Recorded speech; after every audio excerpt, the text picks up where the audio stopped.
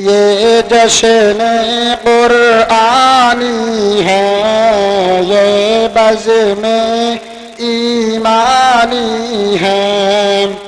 قرآن سے اے لوگوں، قرآن سے اے لوگوں، یہ سارا جہاں نورانی ہے۔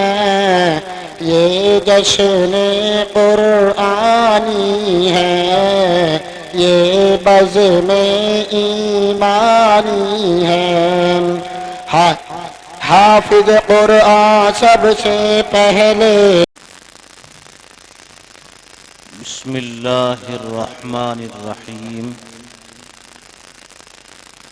الحمد للہ رب العالمین والعاقبۃ للمتقین، والصلاة والسلام علی سید الانبیاء والمرسلین، وعلی آلہ وصحبہ اجمعین، اما بعد۔ اعوذ باللہ من الشیطان الرجیم، بسم اللہ الرحمن الرحیم۔ وَلَقَدْ آتَيْنَاكَ سَبْعًا مِّنَ الْمَثَانِي وَالْقُرْآنَ الْعَظِيمِ۔ صدق اللہ العلی العظیم۔ قابل قدر حضرات علماء کرام اور معزز حاضرین جلسہ، اللہ تعالیٰ کا بے حد احسان اور کرم ہے کہ اس کے فضل و کرم سے یہ جلسہ بالکل اب اپنے اختتام کو پہنچ رہا ہے۔ جلسے کی دعا ہونے جا رہی ہے اور جلسے سے متعلق جتنے کام تھے وہ تقریباً مکمل ہو چکے ہیں۔ بہت ہی کم مدت ہوئی مدرسہ کے قیام کی، اور اس مدت قلیل میں بہت کام مدرسے کا ہو گیا اور بہت سارا کام ابھی باقی ہے۔ ہمارے مفتی محمد زاہد صاحب نے عرض کیا کہ یہ بچے جن کے دستار فضیلت ہو رہی ہے، 4 بچے ہیں۔ ایک بچے کے ابھی دستار نہیں ہوئی، آئندہ ہوگی جب وہ قرآن پاک سنائے گا، اور 3 بچوں کے دستار فضیلت ہو گئی۔ ان بچوں نے شروع سے لے کے یہیں پڑھا اور اب یہ قرآن کے حافظ ہو گئے۔ ابھی مدرسے کو بہت کم وقت ہوا ہے قائم ہوئے ہوئے، یہ مدرسہ بہت جلدی بالغ ہو گیا۔ انسان کا بچہ بالغ ہوتا ہے 15 سال میں، اور مدرسہ بالغ ہوتا ہے جب اس سے حافظ پیدا ہونے لگے، تو سمجھو کہ یہ مدرسہ بالغ ہو گیا۔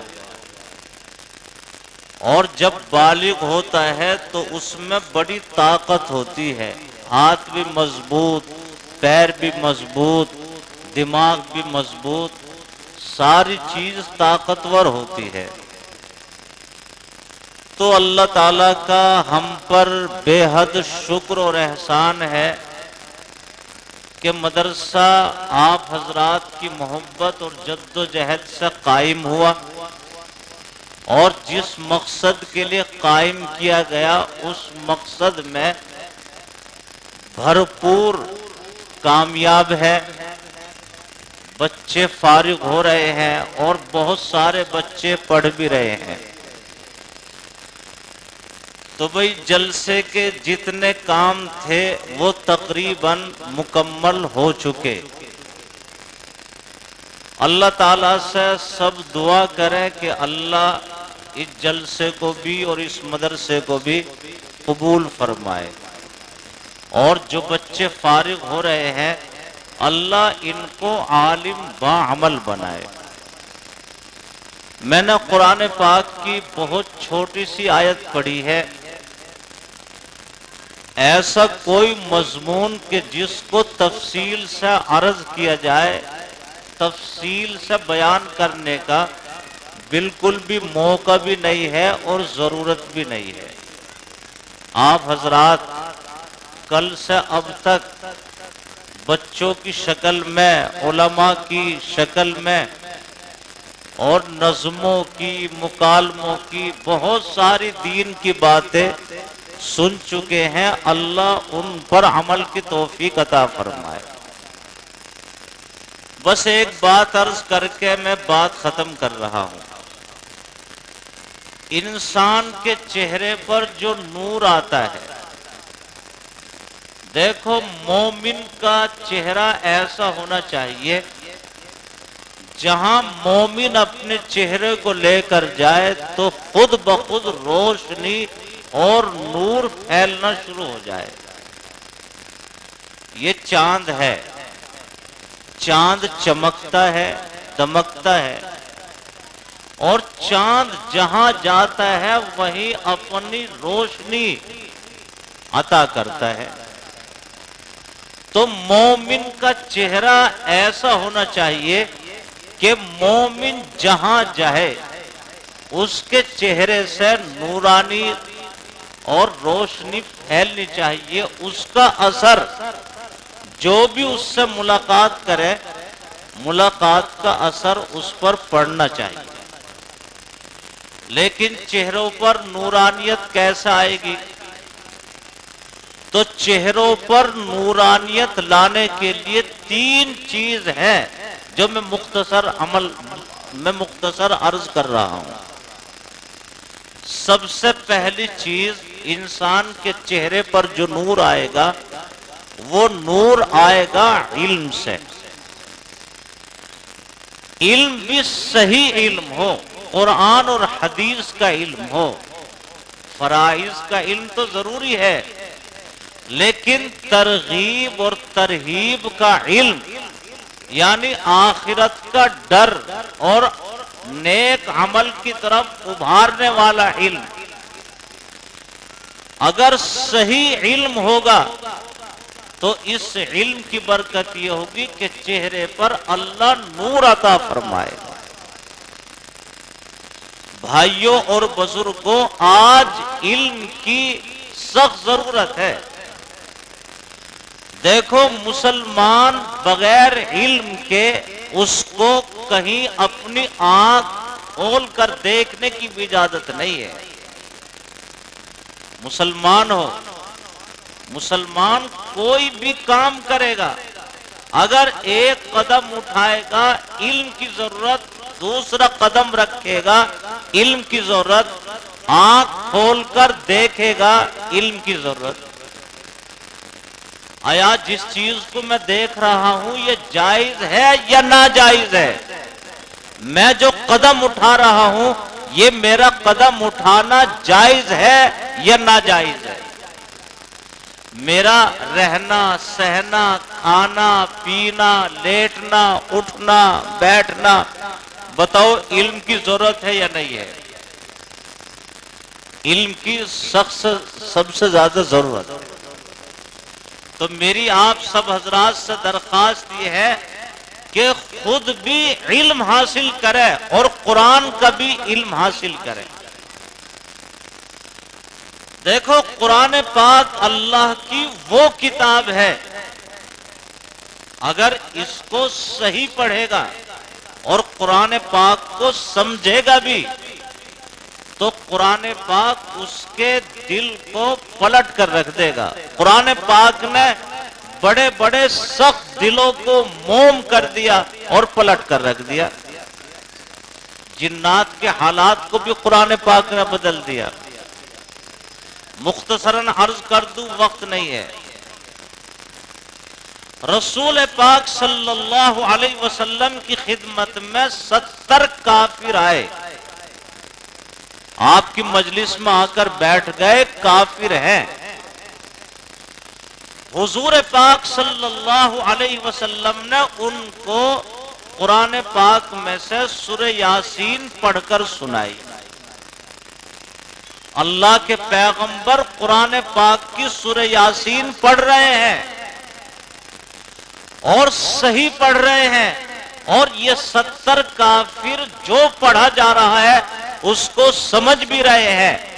اب قرآن ان کی حالت کو بیان کرتا ہے کہ اللہ کے پیغمبر پڑھتے جا رہے ہیں اور یہ ان کی آنکھوں سے آنسو ٹپ ٹپ ہوتے چلے جا رہے ہیں، اور یہ 70 کے 70 یعنی کفر ختم اور اسلام میں داخل ہو گئے۔ قرآن یوں کہہ رہا وَإِذَا سَمِعُوا مَا أُنزِلَ إِلَى الرَّسُولِ تَرَىٰ أَعْيُنَهُمْ تَفِيضُ مِنَ الدَّمْعِ مِمَّا عَرَفُوا مِنَ الْحَقِّ، کہ ان کی آنکھوں سے آنسو بہنے لگے۔ دیکھو قرآن صحیح پڑھا گیا، انہوں نے سمجھا تو وہ تو 70 کافر ایک دم ایمان میں داخل ہو گئے۔ حضرت جعفر رضی اللہ تعالی عنہ جب مکے والوں نے ظلم کر دیا ایمان والوں پر، اللہ کی طرف سے حکم ہو گیا کہ اب ہجرت کرو، مکہ چھوڑو، جو جہاں جا سکتا ہو چلا جائے۔ تو پہلے مکے سے لوگ جو ہجرت کر کے گئے وہ حبشہ کی طرف چلے گئے۔ حبشہ جب پہنچا تو نجاشی بادشاہ عیسائی ہے، اس کے سب وزیر اور پورا پارلیمنٹ وہ عیسائیوں کا ہے۔ چنانچہ دربار میں شکایت کی مکے کے لوگوں نے، حضرت سلمان جعفر، حضرت جعفر اور دوسرے صحابہ پوری جماعت کو طلب کر لیا گیا، اور نجاشی بادشاہ کے سامنے پوری جماعت کھڑی ہوئی ہے، یہ عیسائی ہے۔ لیکن جب حضرت جعفر رضی اللہ تعالی عنہ نے قرآن پڑھنا شروع کیا سورہ مریم، تو نجاشی جو عیسائی بادشاہ تھا قرآن کو سن کر رونے لگا، اور فوراً حضرت جعفر رضی اللہ تعالیٰ عنہ کے ہاتھ پر ایمان لایا، اور جتنے اس کے دربار میں وزیر اور گورنر تھے سب اسلام میں داخل ہو گئے۔ دیکھو قرآن پاک نے کفار کے دلوں کو پلٹ دیا، اور قرآن پاک نے عیسائیوں کے بادشاہ کو پلٹ دیا، اور یہودی اسلام میں آ گئے۔ اور تو اور جنات، جب جنات نے قرآن کو سنا وہ بھی مسلمان ہو گئے۔ حضور پاک صلی اللہ علیہ وسلم کے آنے سے پہلے جنات آسمانوں پر جاتے تھے، اور فرشتے جو اللہ کی طرف سے حکم سن کر آتے اور آسمانوں میں آ کر بیٹھتے اور آپس میں مذاکرہ کرتے، تو یہ جن ان کی بات کو سن لیتے اور سن کر کچھ بات اپنی طرف سے ملاتے، اور دنیا میں آ کے انسانوں کو غیب کی باتیں بتاتے تھے۔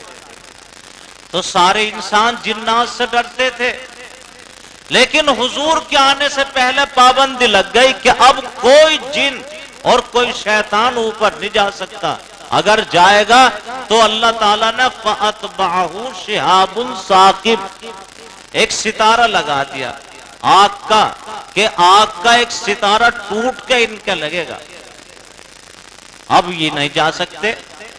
چنانچہ جب آسمان پر جانا ان کا بالکل بند ہو گیا تو ساری دنیا کے جناتوں نے ایک میٹنگ کی، اور اس میٹنگ میں یہ طے کیا کہ بھئی ہمارا آسمان پر جانا ہوتا تھا، پابندی لگ گئی، ایسا دنیا میں کیا واقعہ پیش آیا ہے جو ہم پر پابندی لگ گئی، چلو پوری دنیا میں دیکھو۔ تو جنات تو کیونکہ کہیں بھی جا سکتا ہے، اب جنات کی جماعتیں بنی اور الگ الگ دنیا کے کونوں پر بھیجا کہ تم ادھر جاؤ، تم ادھر جاؤ۔ ایک جنات کی جماعت مکے سے چلی طائف کی طرف، ایک جگہ ہے نخلا، وہاں طائف والے راستے میں حضور پاک صلی اللہ علیہ وسلم وہیں ٹھہرے ہوئے ہیں رات کو، حضرات صحابہ بھی ہے۔ جب فجر کی نماز حضور اکرم نے پڑھانی شروع کی اور قرآن پاک کی تلاوت کی، تو یہ جنات کی جماعت جب وہاں پہنچی، انہوں نے جو قرآن کو سنا تو قرآن پاک کو سن کر یہ جنات مسلمان ہو گئے، اور انہوں نے آ کر کہا کہ بھئی ہمیں پتہ چل گیا ہے ہمارا آسمان پر جو ہم پر پابندی لگی ہے، دنیا میں یہ قرآن آیا ہے، نبی آیا ہے، اس لیے اس کے اوپر ایمان لے آؤ۔ تو جنات نے قرآن پاک کو سنا، ایمان لے آئے۔ بھائیوں اور بزرگوں، تفصیل کا موقع نہیں ہے، اللہ نے ہمیں قرآن ایسی کتاب عطا فرمائی ہے کہ اس قرآن پاک یہ دل کو بھی پلٹ دیتی ہے اور چہروں پر یہ برکت اور نور کو بھی لاتی ہے۔ تو میری آپ سب حضرات سے درخواست یہ ہے، جتنے بھی یہاں بیٹھے ہوئے ہیں، کہ بھئی ہم قرآن کو خود بھی پڑھیں گے اور اپنے بچوں کو بھی پڑھائیں گے، انشاءاللہ پڑھائیں گے۔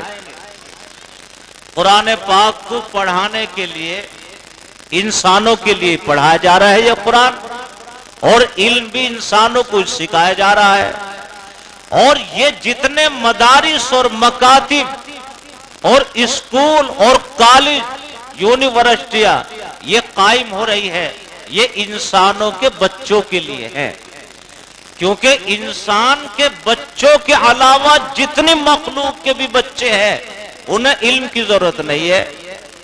اللہ تعالیٰ نے قدرتی طور پر ان کو علم عطا کر دیا۔ کتے کا بچہ ہو، گائے کا بچہ ہو، بھینس کا بچہ ہو، گھوڑی کا بچہ ہو، انہیں علم کی ضرورت نہیں ہے۔ اللہ نے جتنا زندگی گزارنے کے لیے انہیں علم کی ضرورت تھی اتنا عطا فرما دیا۔ اور جب انسان کے بچے کو اللہ نے پیدا فرمایا تو اللہ نے کہا هو الذی اخرجکم فی بطون امہاتکم لا تعلمون شیئا، کہ ہم نے تمہیں تمہاری ماں کے پیٹ سے اس حال میں پیدا کیا تم کچھ بھی نہیں جانتے۔ اور اس کا اندازہ اس سے ہوگا، دیکھو کتے کے بچے کو اللہ نے علم دیا، انسان کے بچے کو علم نہیں دیا قدرتی طور پر، اس کو سیکھنا پڑے گا۔ اگر آپ کتے کے بچے کو پکڑ کر اور ڈبو دینے والے پانی میں ڈال دو، بتاؤ وہ کتے کا بچہ تیر کے جان بچا لے گا یا نہیں بچا لے گا؟ بکری کا بچہ بھی، بھینس کا بھی، گائے کا بھی، اور اگر انسان کے 4-5 سال کے بچے کو بھی پکڑ کے پانی میں ڈال دو ڈوبنے والے میں، تو وہ تیر کے جان بچا لے گا یا مر جائے گا ڈوب کر؟ اس کو علم نہیں، اسے سیکھنا پڑے گا۔ اس لیے تم نے نہیں سنا ہوگا کہ بھئی بجہیڑے میں سب نے مشورہ کر لیا کہ یہاں کے کتوں میں زیادہ بگاڑ آ گیا، ایک اسکول کتوں کے بچوں کے لیے بنایا جا رہا ہے، یا گائے کے بچوں کے لیے یا گھوڑی کے بچوں کے لیے نہیں۔ قدرتی طور پر جتنے انہیں علم کی ضرورت تھی اللہ نے ساری مخلوق کو دے دیا، لیکن انسان کے بچوں کو نرادھار جاہل پیدا کیا۔ اللہ فرما رہا ہے وَكَانَ الْإِنسَانُ جَهُولًا، یہ تو بالکل نرادھار جاہل ہے، اب اس کو علم کی ضرورت ہے۔ اب اگر کوئی بچہ علم نہ سیکھے اور بغیر علم کے رہ جائے، وہ انسانوں میں نہیں بلکہ جانوروں کی فہرست سے بھی دور چلا گیا۔ اس لیے بھائی علم ضروری ہے، اس لیے مدرسے قائم کیے جا رہے ہیں، محلے محلے مکاتب قائم کیے جا رہے ہیں، اسکول قائم کیے جا رہے ہیں، یونیورسٹیاں بنائے جا رہے ہیں۔ تو میری آپ سب حضرات سے درخواست یہ ہے کہ بتاؤ قرآن کا اور دین کا اور علم حاصل کرو گے یا نہیں کرو گے؟ کرے گے انشاءاللہ۔ علم حاصل کرو گے چہرے پر نور آئے گا۔ میں نے 3 باتیں عرض کی ہے، دیکھو اگر چہروں پر نور لانا چاہتے ہو 3 چیزیں ضروری ہے، ایک علم بھی صحیح، اور دوسرے اعمال صالحہ، نماز ہے، روزہ ہے، زکوٰۃ ہے، حج ہے، قرآن پاک کی تلاوت ہے، تسبیحات ہے، یعنی اعمال صحیح صالحہ، جتنے بھی نیک عمل ہے، نیک عمل کرو گے چہرے پر نور آئے گا۔ اور تیسری چیز اخلاق فاضلہ، اپنے اخلاق کو صحیح کرو، اخلاق صحیح ہوں گے چہرے پر نور آئے گا۔ یہ تین چیزیں ہیں جو چہرے کو منور کر دیتی ہے، اور جب چہرہ نورانیت ہو جاتا ہے اب اس چہرے کو یہ مومن جہاں لے کر جائے گا اس کی نور وہاں بھی پھیلے گا اور جہالت کی تاریوں کو دور کر دے گا۔ اس لیے بھئی یہ تین چیز اپنے اندر پیدا کریں گے یا نہیں کریں گے انشاءاللہ۔ اب بس آخری بات عرض کر کے بات ختم کر رہا ہوں۔ میں تو ایک سوال کرتا ہوں آخر میں، آپ جتنے حضرات بھی یہاں بیٹھے ہوئے ہیں، میرا سب سے بس ایک سوال ہے، اور وہ سوال یہ ہے کہ اس ملک میں بتاؤ مسلمان کا بچہ مسلمان رہنا چاہیے یا نہیں رہنا چاہیے؟ رہنا چاہیے۔ یاد رکھو اگر اپنے بچوں کو اس ملک میں مسلمان رکھنا چاہتے ہو، مسلمان رکھنے کے لیے ہمارے پاس صرف مدارس اسلامی ہے۔ میں اور آپ مدرسوں کی اہمیت کو نہیں سمجھ رہے ہیں۔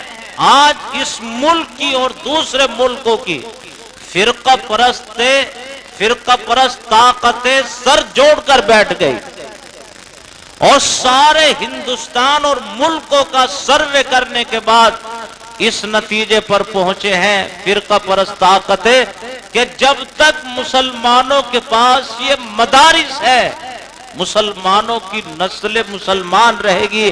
اس لیے اگر انہیں ایمان اور اسلام سے ان کی نسلوں کو دور کرنا ہے مدرسوں کو ختم کر دو، مسلمانوں کی نسل مرتد ہو جائے۔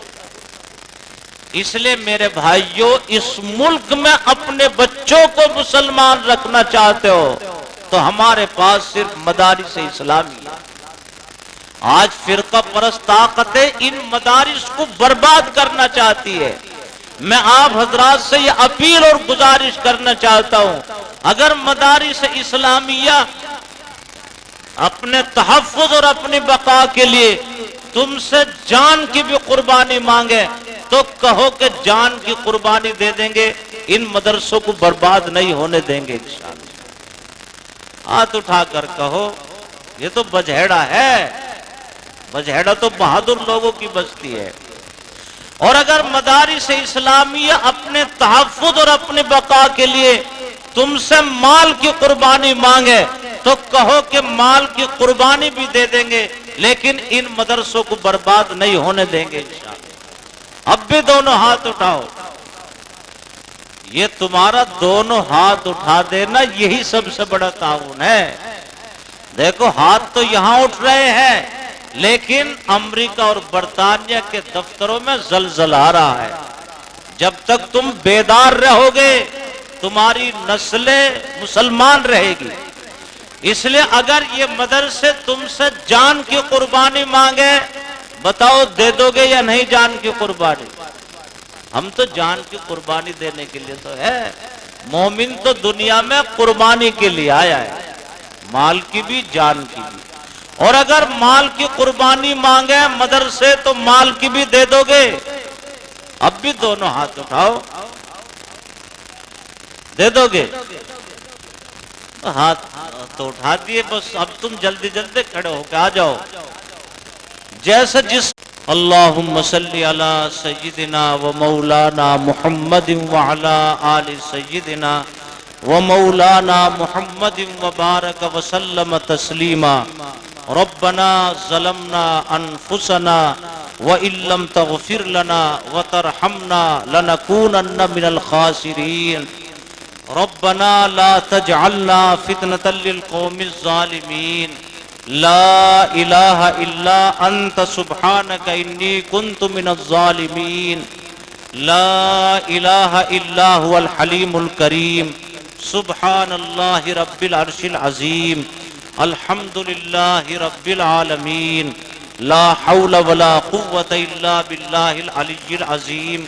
حسبنا اللہ ونعم الوکیل، نعم المولا ونعم النصیر۔ اے پاک ذات ہمارے سب کے سب گناہوں کو معاف فرما۔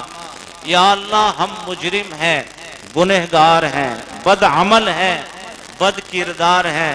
اے اللہ آپ کے نافرمان بندے ہیں، ہم نے بڑی نافرمانیاں کی ہے، اے اللہ آپ کے حکم کو توڑا ہے، مولا بڑی گستاخیاں کی ہے اور بڑے جرائم کی ہے، مولا تو رحمان ہے، رحیم ہے، کریم ہے، اللہ ہمارے سب جرموں کو دنیا میں معاف فرما دے، اے اللہ ہمیں بخش دے، ہماری زندگی کا بہت بڑا قیمتی حصہ گزر گیا ہے، اللہ دنیا دور ہو رہی ہے اور قبر بالکل قریب آ رہی ہے، اے اللہ قبر کا گڑھا ہمارے سامنے ہے، ساری زندگی واہی تباہی میں چلی گئی، کانٹ چھانٹ میں چلی گئی، عزتوں کو تار تار کرنے میں چلی گئی، اے اللہ بہت سارے دلوں کو دکھایا اور بہتوں کو ستایا اور بڑے بڑے گناہ کیے، اور گناہ کرتے وقت اللہ سب سے ڈر لگ رہا تھا، لیکن اپنے مالک سے ہمیں ڈر نہیں لگا، مالک ہمیں دیکھ رہا تھا اور موجود بھی تھا، اے اللہ ہم سب سے ڈرے، آپ سے نہ ڈرے، لیکن آپ ایسے کریم آقا موجود بھی تھے، ہمیں دیکھ بھی رہے تھے، ہمارا پردہ اٹھا بھی سکتے تھے اور ساری دنیا کے سامنے ہمیں ذلیل اور رسوا بھی کر سکتے تھے، لیکن ایسا کریم آقا ہم گناہ کرتے رہے، ہمارا مالک ہمارے گناہوں پہ پردہ ڈالتا رہا، اے اللہ ہمارے کتنے بڑے بھی گناہ ہیں، لیکن تو رحمان اور رحیم اور کریم، اللہ تیری رحمت کے سامنے کوئی بڑائی نہیں ہے، اے اللہ ہم سب کے گناہوں کو بخش دے اور ہمارے گناہوں کو معاف فرما دے، اللہ ہمیں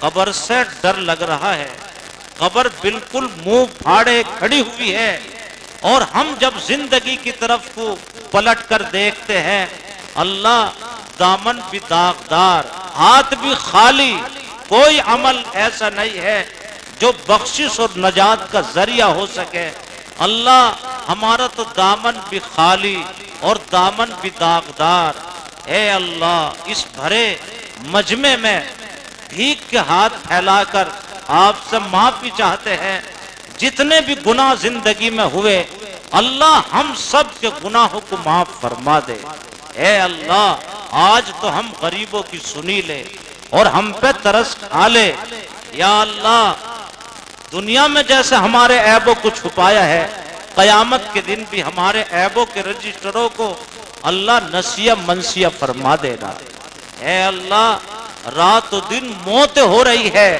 اور ہم اپنے ہاتھوں سے دفنا رہے ہیں، اے اللہ ایک وقت ہمارا بھی آنے والا ہے، لوگ اعلان کریں گے کہ موت ہو گئی، اللہ اس موت سے ڈر لگ رہا ہے، تو ہمیں سب کو معاف کر دے اور ہمارے گناہوں کو بخش دے، یا اللہ اس جلسے کو بھی قبول فرما، اس مدرسے کو تعلیمی تعمیری ترقی نصیب فرما، ہر شر اور فتنوں سے حفاظت فرما، اے اللہ جن بھائیوں نے مدرسے کا دل کھول کے تعاون فرمایا ہے ان کی قدم قدم پہ مدد فرما، یا اللہ ان کے کاروبار میں ترقی نصیب فرما، اے اللہ جنہوں نے مرحومین کی طرف سے جو بھی کچھ دیا اللہ ان کے بڑوں کی سب کی مغفرت فرما اور بیماروں کو شفا نصیب فرما، جو پریشان حال ہے اللہ سب کی پریشانیوں سے حفاظت فرما، جو بے روزگار ہے اللہ سب کو حلال روزگار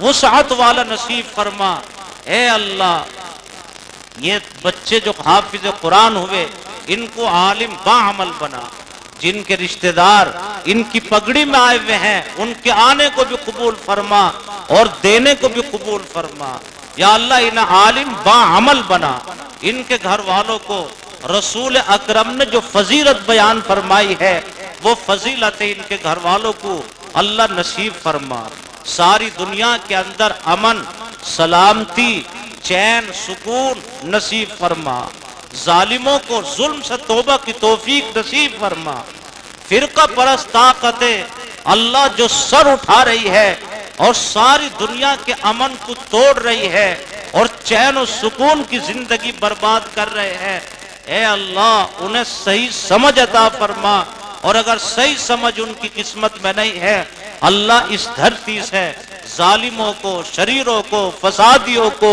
دنگائیوں سے اللہ اس دھرتی کو پاک اور صاف فرما، اس ملک کو امن کا گہوارہ فرما، رسول اکرم کو امتی زمین کے جس حصے پہ بھی ستایا جا رہا ہے اللہ تو اس کے ایمان کی، جان کی، بچوں کی، گھر کی، عورتوں کی اللہ حفاظت فرما۔